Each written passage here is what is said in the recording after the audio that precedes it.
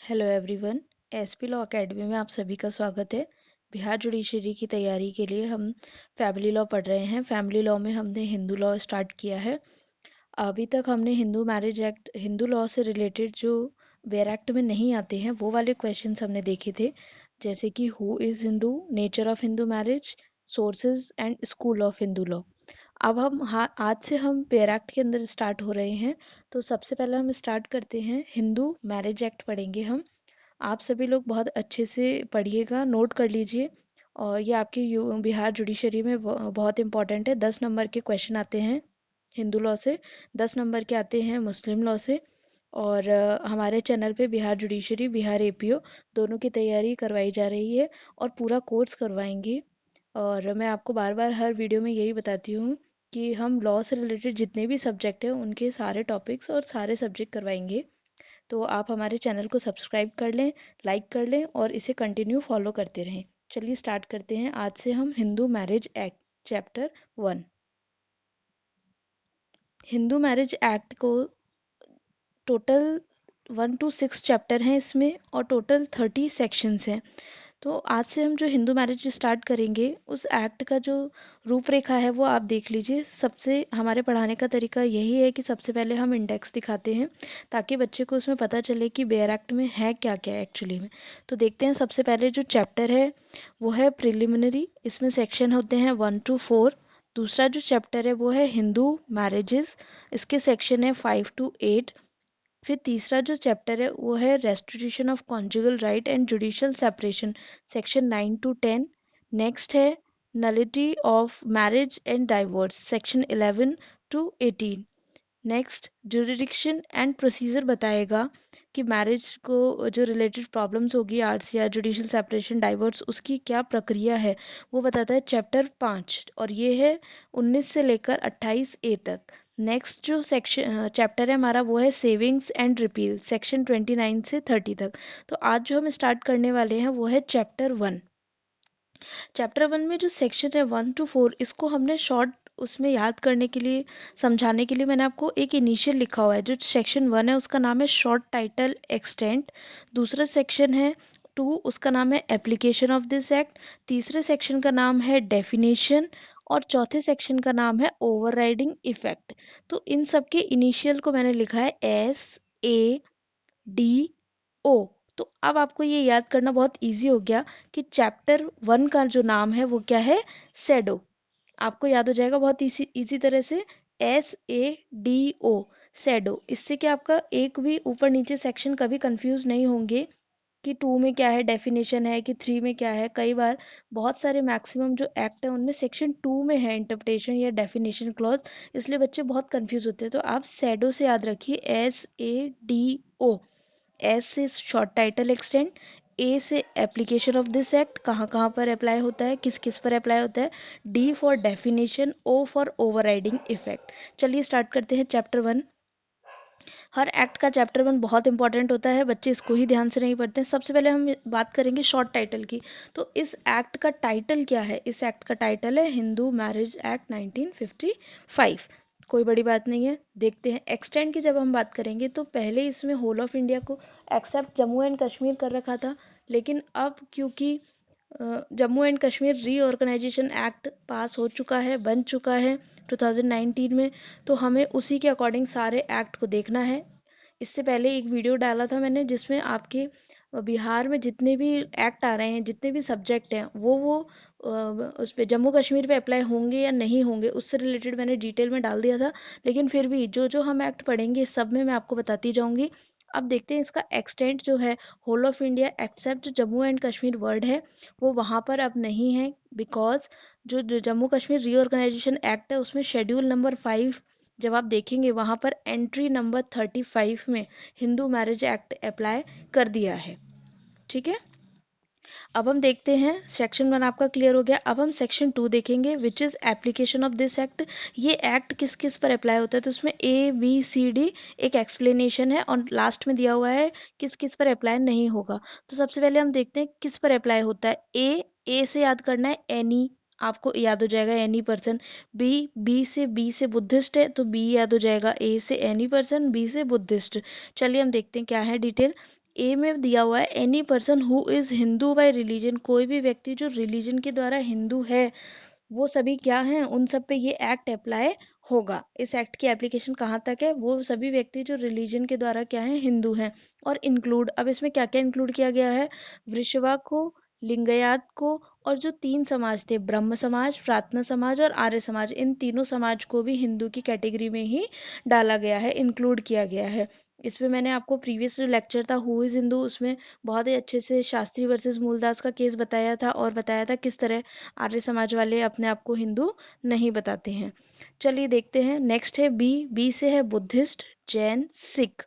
ये सब भी बाय रिलीजन क्या है, ये हिंदू लॉ से ही गवर्न होते हैं। क्योंकि आप सभी जानते हैं बुद्धिस्ट कहाँ से आए हैं, जैन कहाँ से आए हैं।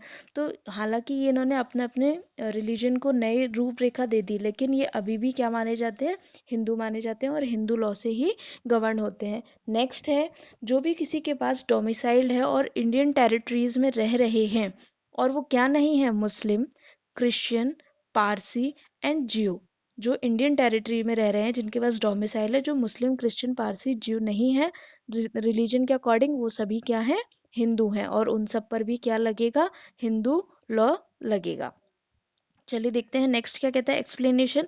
एक्सप्लेनेशन जो इसका बताता है हु इज़ हिंदू, जो फैमिली के पेरेंट्स के द्वारा हम डिटरमाइन करेंगे कि legitimate illegitimate child, one parent Hindu हैं, दोनों पेरेंट हिंदू हैं, तो कैसा होगा, वो हमने बहुत ही डिटेल में एक एक चीज़, एक एक पॉइंट हमने हु इज़ हिंदू वाले फर्स्ट लेक्चर में देखा था। उसका डिस्क्रिप्शन में, उसका लिंक मैं आपको डिस्क्रिप्शन बॉक्स में दे दूंगी।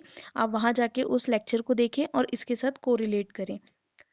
अब हम देखते हैं किस पर अप्लाई नहीं होता। ये तो बात हुई किन लोगों पर अप्लाई होता है, दूसरा है किस पर अप्लाई नहीं होता।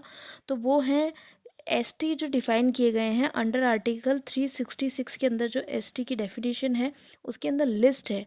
तो 25 नंबर पे जो है, वहाँ पर जो एसटी बताए गए हैं उन पर हिंदू मैरिज एक्ट अप्लाई नहीं होता है।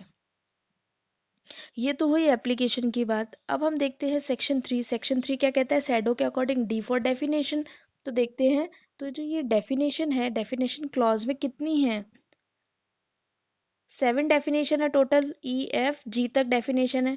तो आप इनको डेफिनेशन बहुत अच्छे से देखिए। 100% अगर हिंदू मैरिज एक्ट अगर किसी सिलेबस में है, चाहे वो बिहार APO हो, बिहार सिविल जज हो, राजस्थान हो, हायर जुडिशरी हो, इवन नेट के एग्जामिनेशन में 100% आपको यहाँ से एक क्वेश्चन डेफिनेटली मिलेगा। आप कॉन्सेप्ट पे ध्यान दीजिए। अगर आपका कॉन्सेप्ट क्लियर है तो उससे बनने वाले 10 20 30 क्वेश्चन आप सॉल्व कर सकते हैं। लेकिन अगर आपने क्वेश्चन रटने चालू किए कि आपने 10 क्वेश्चन कर लिए सेक्शन से, तो हो सकता है कि आपका सेक्शन क्लियर हो जाए। नहीं, ऐसा नहीं है। 11 तरह का क्वेश्चन बन के वहाँ से आ जाएगा, और आप एक बार एग्जॉस्टिव स्टडी कर लेंगे, फिर आप दिल्ली का एग्ज़ाम दीजिए, राजस्थान का दीजिए, पूरे इंडिया में कहीं भी वो सब्जेक्ट आता है आप उसका एग्ज़ाम दीजिए। ठीक है, तो कॉन्सेप्ट पे फोकस करना है। चलिए देखते हैं डेफिनेशन में क्या क्या है। सबसे पहली जो डेफिनेशन है वो है कस्टम एंड यूसेज। ये मैंने सोर्सेज ऑफ हिंदू लॉ में बहुत अच्छे से पढ़ाया था, उसका लिंक भी, उस वीडियो का लिंक भी मैं आपको डिस्क्रिप्शन बॉक्स में प्रोवाइड करा दूंगी। और नेक्स्ट है डिस्ट्रिक्ट कोर्ट। डिस्ट्रिक्ट कोर्ट इसलिए यहाँ पे एक्सप्लेन कर रहे हैं बिकॉज जो प्रोसीडिंग्स होती है, कोर्ट एस्टैब्लिश होती है हिंदू लॉ के लिए, मैरिज एक्ट के लिए जो भी प्रोसीडिंग जाएंगी, चाहे वो तलाक की हो, मेंटेनेंस की हो, RCR की हो, जुडिशल सेपरेशन की हो, किसी की भी होंगी, तो वो कहाँ पे लगती हैं, फैमिली कोर्ट्स में लगती हैं। और जब फैमिली कोर्ट एस्टैब्लिश नहीं थी तब कहाँ लगती थी, डिस्ट्रिक्ट कोर्ट्स में लगती थी। तो फैमिली कोर्ट में जो बैठते हैं वो DG रैंक के जजेस बैठते हैं, इसलिए डिस्ट्रिक्ट कोर्ट यहाँ पर एक्सप्लेन किया गया है। चलिए नेक्स्ट देखते हैं, full blood and half blood. इसको मैंने हाईलाइट भी किया हुआ है, वेरी वेरी इंपॉर्टेंट डेफिनेशन है। 100 नहीं 200% क्वेश्चन यहाँ से आएगा ही आएगा। नेक्स्ट है डी, यूटेराइन ब्लड। मैं एक्सप्लेन करूँगी इनको, ये बहुत डिटेल में और बहुत ही इंपॉर्टेंट चीज़ है, इसलिए मैं next video, next lecture separately इसी चीज़ पर बनाऊँगी। नेक्स्ट हम देखेंगे यूट्राइन ब्लड, ये इसी का ही हिस्सा है। फिर है ई में प्रेस्क्राइब। प्रेस्क्राइब का मतलब जो भी इस एक्ट में बताया गया है, एक्ट का मतलब हिंदू मैरिज एक्ट में। फिर है सपिंडा रिलेशनशिप। इस देखिए F जो क्लॉज है D का, उसमें 2 डेफिनेशन है। एक तो है सपिंडा रिलेशनशिप, दूसरी है सपिंडास। ये भी दोनों किसमें बताई गई है, एक ही सेक्शन में बताई गई है। अगर क्वेश्चन इस तरह से आता है कि सपिंडास का कौन सा सेक्शन है और सपिंडा रिलेशनशिप का, तो आप कंफ्यूज नहीं होइएगा, एक ही सेक्शन है। एफ, उसी के अंदर दो डेफिनेशन है।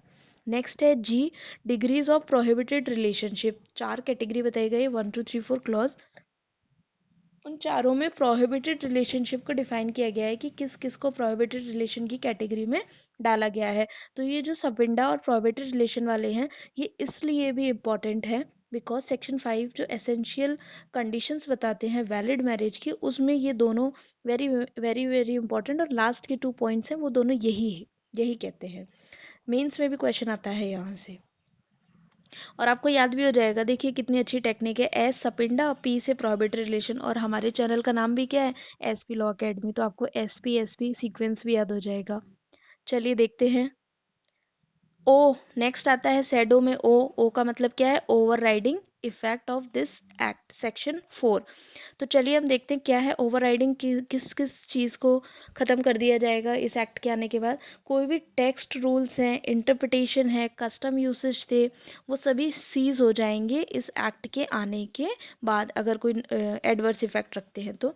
नेक्स्ट देखते हैं any other law immediately before this act. अगर इस एक्ट के आने से पहले कोई लॉ था जो मैरिज को गवर्न करता था, हिंदू मैरिज को, वो भी अब उसका इफेक्ट क्या हो जाएगा, ज़ीरो हो जाएगा, शून्य हो जाएगा। तो हमने आज क्या देखा, चैप्टर 1 एक एक सेक्शन बहुत अच्छे से देखा। अब डिटेल में जो नेक्स्ट वीडियो आएगा वो आएगा आपका full blood, half blood, uterine blood, सपिंडा and prohibited relationship से आएगा। और जो दो लिंक मैंने आपको नीचे प्रोवाइड किया, आप उन पे जाएं, अपने नोट्स कंप्लीट करें। और आज के लिए इतना ही। Thank you.